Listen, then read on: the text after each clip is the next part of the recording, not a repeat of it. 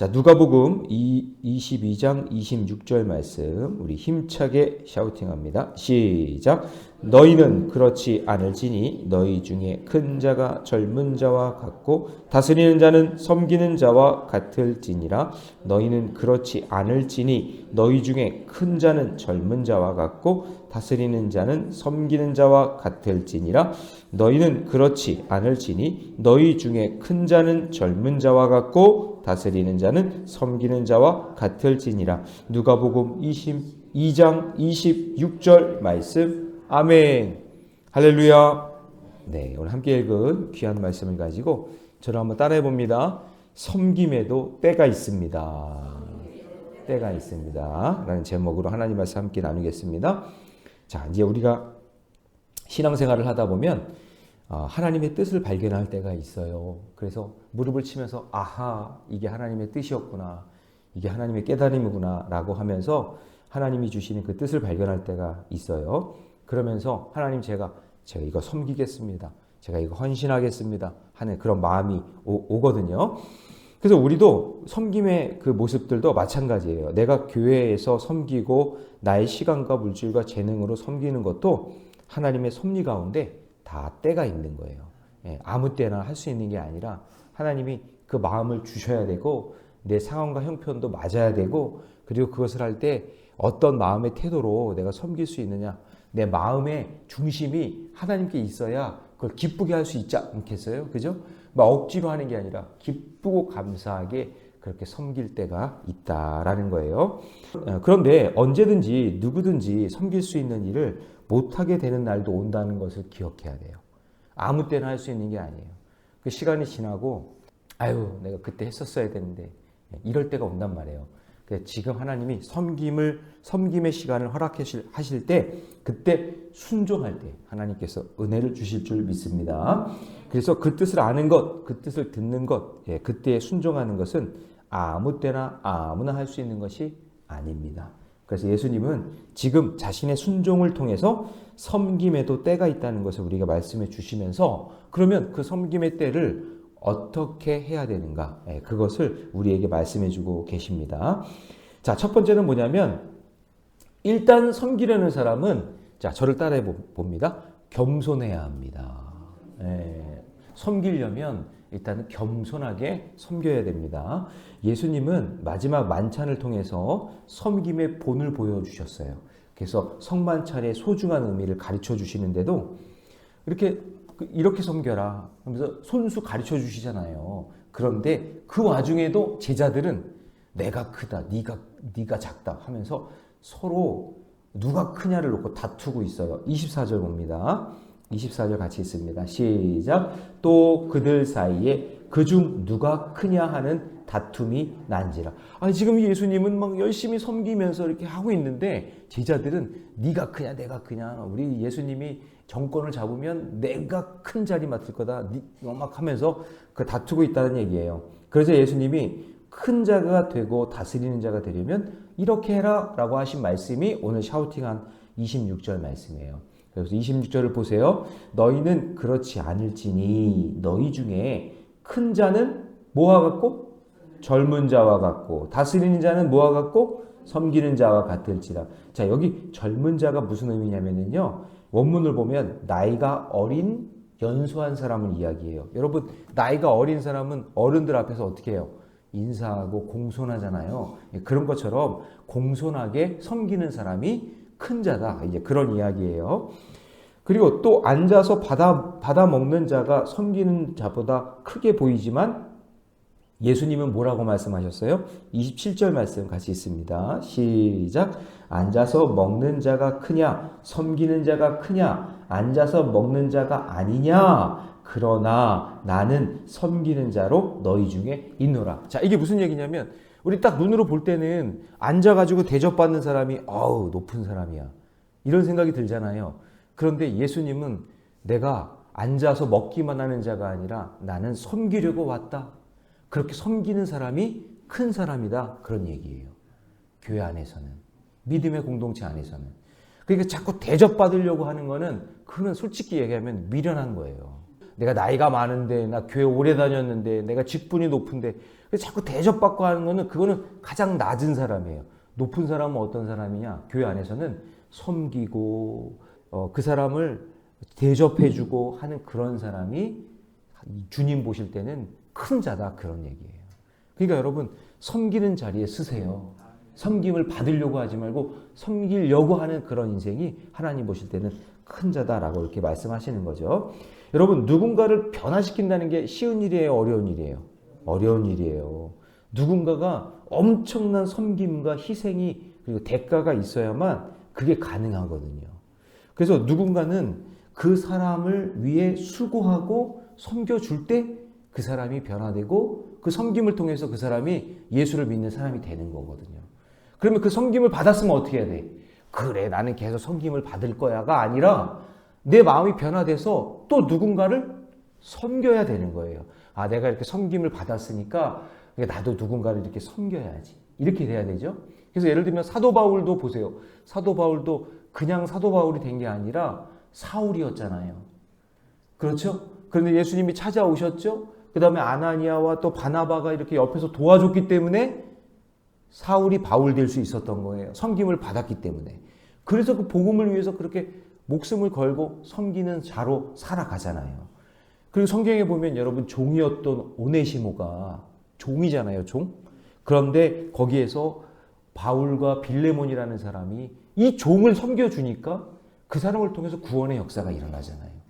우리가 이런 생각할 수 있잖아요. 종놈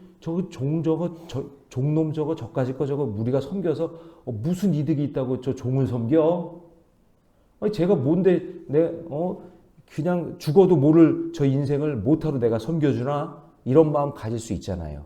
그런데 그 사람, 그 종 한 사람을 섬겨줬더니 그 사람이 구원의 역사를 이룰 놀라운 사건을 나타낸단 말이죠. 그러니까 여러분이 섬기고 사랑해주는 그 섬김을 통해서 하나님의 일이 일어나는 거예요. 믿으시기 바랍니다. 예. 그래서 지금 우리가 이 자리에 있는 것도 나 혼자 힘이 아니잖아요. 저도 목회를 이렇게 하다 보니까 힘들고 어려울 때마다 섬겨주셨던 장로님, 권사님, 집사님들이 계셨어요. 물론 더 앞으로는 어머니, 아버지가 사랑해 주셨고 섬겨 주셨기 때문에 제가 있는 거 아니겠어요?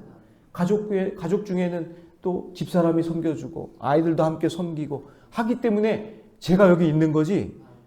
여러분, 인생 독불장군 없어요. 자기 혼자 그렇게 사는 거 아니거든요.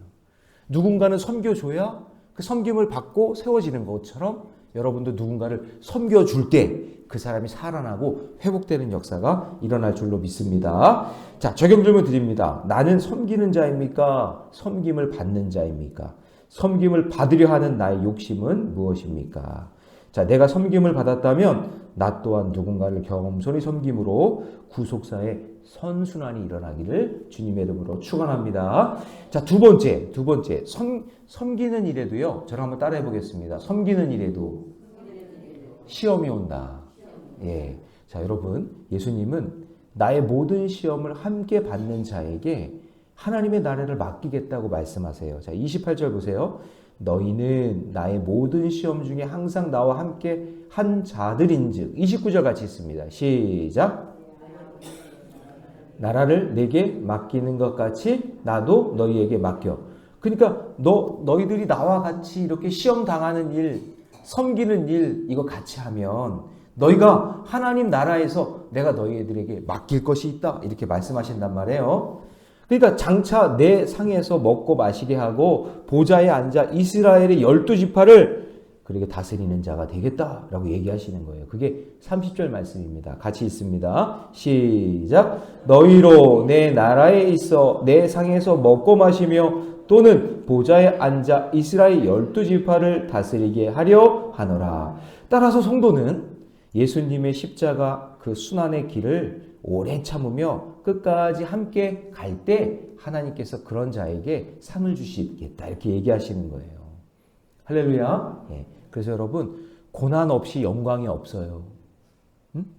섬기는 것도 고난이죠.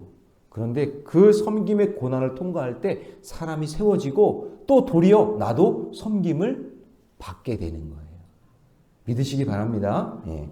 그래서 여러분, 예수님은 자기 자신을 선한 목자라 그랬죠.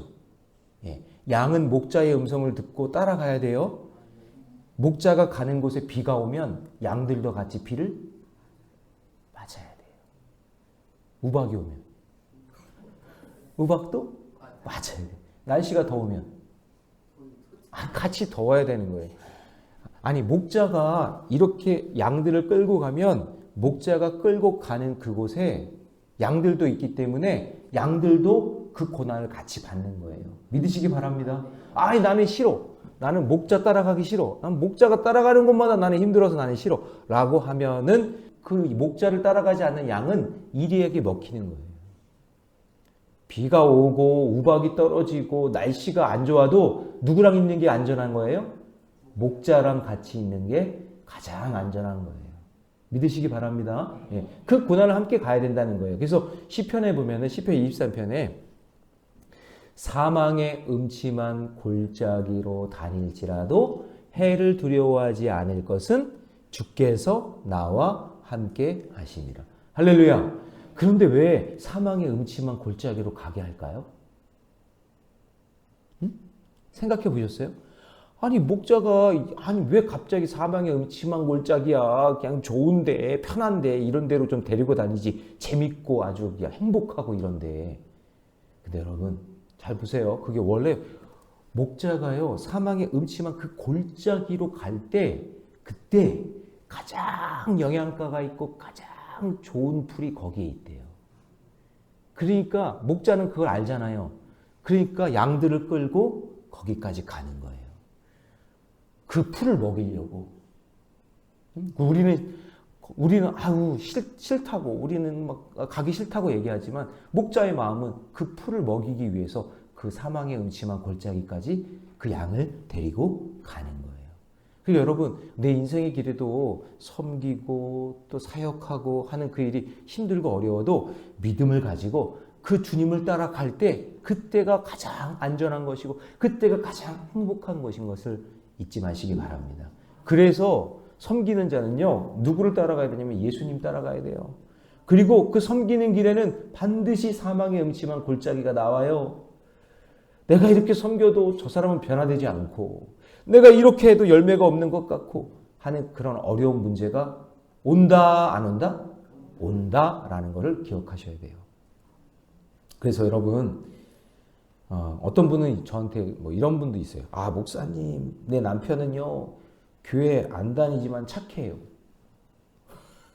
목사님, 아유, 우리 자녀들은요, 교회 안 다니지만 돈 잘 벌어요. 아이고, 우리 가족은요, 교회 안 다니지만 우리 능력 있어요. 이렇게 얘기하는 분 있거든요. 그거는 목자를 안 따라가잖아요. 안 따라다니는 거잖아요. 근데 여러분, 그게 절대 안전한 게 아니에요. 착한 게 중요한 게 아니라, 목사님, 교회는 안 다니는데 애들이 착해요. 착한 게 중요한 게 아니라 예수 믿고 구원받아야 중요한 거 아니에요. 그렇죠? 예수 믿고 구원받는 게 중요하지, 착하다고 그게 중요한 게 아니라 예수님이 볼 때는 저 사람도 나를 따라 구원받는 하나님의 자녀가 되는 게 그게 가장 중요한 거 아니겠어요? 예? 할렐루야? 그러니까 여러분, 이런 말에 속으면 안 돼. 아유, 우리 남편은 교회 안 나오지만 착해요. 이런 말에 속지 마세요. 아니, 하나님, 아니, 목사님, 우리 애들은, 아이고, 교회는 안 다니지만 돈 잘 벌어요. 그게 뭐라고, 그게? 돈 잘 버는 게 뭐, 그 구원이랑 무슨 상관이 있어요? 돈으로도 못 간다며요. 하나님 나라. 능력 있어도 못 간다며요. 그러니까 예수 믿어야 되잖아요. 예수 따라가야 되잖아요. 그 고난과 섬김의 자리에 그 힘들고 어려운 그 자리지만 그 길을 가야만 된다라는 거예요. 거기서 벗어나면 안 된다. 그러니까 여러분, 이런 말이 속으면 안 돼요. 그래서 이 세상에 착한 사람은 아무도 없어요. 우리는 다 뼛속까지 죄인이니까. 우리는 예수님과 함께 믿음의 길 걸으면서 그 고통에 참여하며 인내하고 자기 죄를 고백하며 사는 자에게 하나님 나라 잔치에 기쁨으로 참여하게 될 줄로 믿습니다.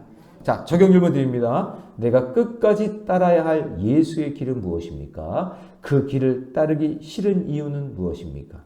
따르기 싫은 모든 시험과 환난을 잘 통과하고 끝까지 믿음의 길 걷는 저와 여러분 되시기를 주님의 이름으로 축원합니다. 자, 마지막 세 번째. 온전한 섬김을 위해서는요. 자, 저를 따라해 봅시다. 기도해야 합니다.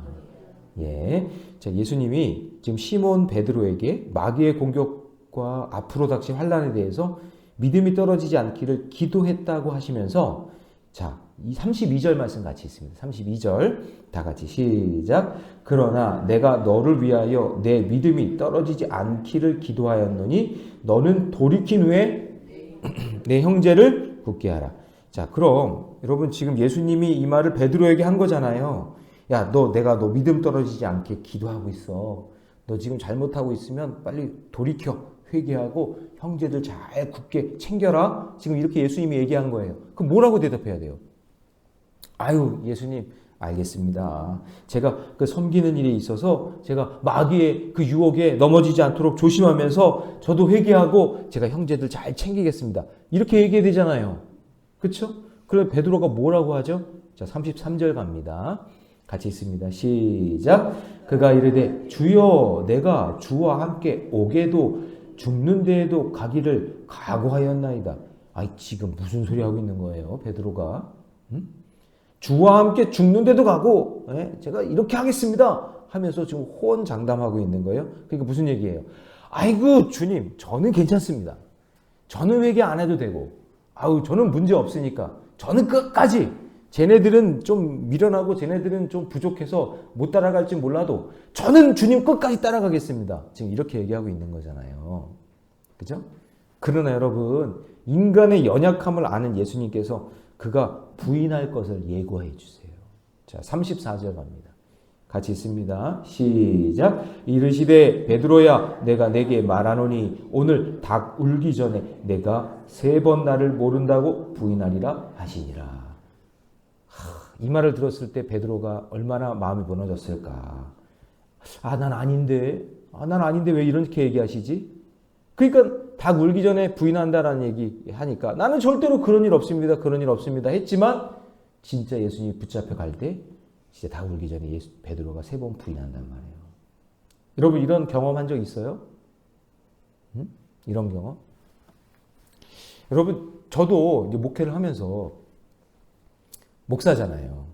근데 이제 목회 일을 하다 보면은 때로는 잘 될 때가 있어요. 막 진짜 하나님이 막 은혜의 바람을 부어 주셔서 막 교회가 막 부서가 부흥하고 막 놀라운 역사가 일어나거든요. 근데 갑자기 제 진로나 제 인생의 길을 막으실 때가 있어요. 나는 이렇게 열심히 했는데, 나는 진짜 노력했는데 하나님이 내 인생의 길을 막을 때가 있어요. 그때 저도 목회자였지만 제 마음속에 이거 아닌 거 아니야? 내가 이 길 가야 되는 게 맞아? 내가 이렇게 열심히 했는데 하나님 왜 길을 이렇게 막으시나? 그러면서 저도 부인하더라고요. 솔직히 고백이에요. 에이 그만하지. 딴 거나 하자. 저도 그래요. 저도. 그 모습을 제가 봐요.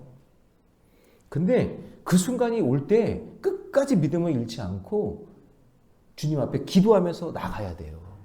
기도하면서 나가야 돼요. 사람마다 그런 일들이 온단 말이에요. 그럼 고난이 와요. 교회는 그런 사람들이 오는 거예요. 그냥 내 생각대로 안 되고 내 뜻대로 안 되고 막 세상 사람들에게 상처받고 그리고 고난당한 그런 사람들이 와서 다시 기도하고 새 힘 얻고 믿음의 길을 걷는 거예요. 그래서 주님 앞에 기도할 때는 하나님 저를 좀 불쌍히 여겨주세요. 하나님 나와 함께 해주세요. 하면서 주님께 부르짖으며 기도하며 살아가는 거예요. 그래서 기도가 필요한 거죠. 그렇기 때문에 말씀이 필요한 거예요. 그래서 여러분 따라해 봅시다. 넘어져도 교회 와야 됩니다. 네. 상처받아도 교회 와야 됩니다. 네. 그래야 말씀 듣고 기도하며 살아나게 될 줄로 믿습니다. 자, 적용 질문 드립니다. 지금 내가 장담하고 확신하는 것은 무엇입니까? 사람들 앞에서 예수님을 부인한 적이 있습니까? 예, 내가 부인하는 사건이 오기 전에 장담과 확신을 피하고 늘 기도로 깨어있는 저와 여러분 되시기를 주님의 이름으로 축원합니다. 기도하겠습니다. 사랑의 하나님, 주님의 은혜 감사합니다. 섬기는 자라고 말하면서 은근히 큰 자가 되려고 교만했던 저희들을 불쌍히 여겨 주시옵소서. 예수님의 고통과 함께 참여하는 자로 더욱 인내하며 끝까지 십자가의 길을 걷게 하여 주시고 언제든지 주님을 부인할 수 있는 죄인임을 알고 자기 맹세, 자기 확신을 버리고 언제나 겸손하게 섬기는 저희들 되게 해 주시옵소서. 오늘도 간절히 부르짖으며 기도할 때 주님 만나 주시고 응답되는 은혜의 역사가 있게 해 주옵소서. 이 모든 말씀 우리 주 예수님의 이름으로 기도하옵나이다. 아멘.